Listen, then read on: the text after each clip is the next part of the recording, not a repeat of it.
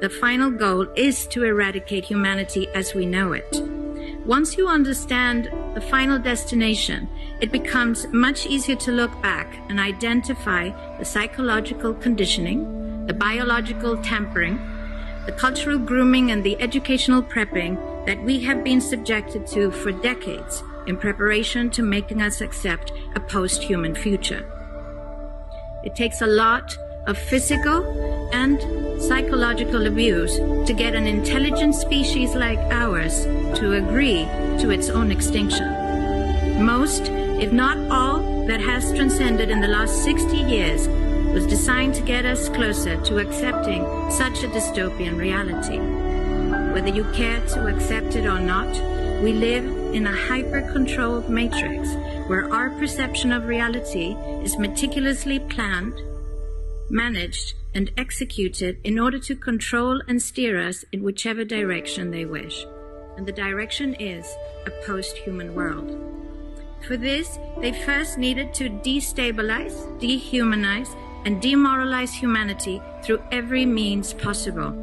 The destruction of the nuclear family, children being indoctrinated by the state, abortion, the eradication of God and spirituality from education, life in megacities and away from nature, toxic food, air and water, social media, replacing real human connection and interaction, engineered financial crisis and taxation, endless wars and massive migration, stress, anxiety, depression, drugs and alcohol, constant fear-mongering, moral relativism as the new religion, and I could go on and on about how humanity has been influenced and forced to move away from all the things that give us strength, security, purpose, and meaning. A weak, immoral, disconnected, ignorant, and unhealthy population is an easy target for the next stage, the creation of an entire generation of androgynous beings. Masculinity is under attack psychologically, culturally, and biologically. Women are being replaced in sports, entertainment, and politics by men pretending to be women. And children are being indoctrinated at school to think that gender is a choice. The transgender movement is not a grassroots movement. It comes from the top. It has nothing to do with people's freedom of expression, sexuality, or civil rights. It's an evil psyop with a clear agenda to get us closer to transhumanism by making us question the most fundamental notion of human identity, our gender.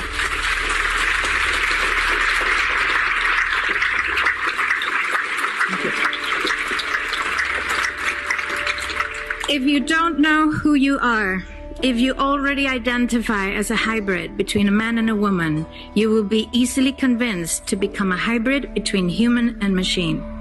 Gender ideology is the 2 + 2 = 5 from George Orwell's 1984 dystopian novel.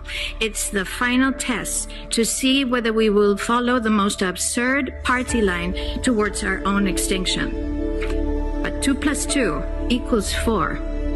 And no matter how you choose to dress, call yourself, or change your physique, will not change that.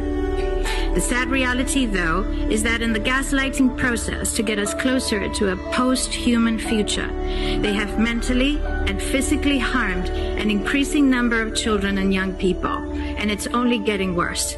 This must be stopped. Now,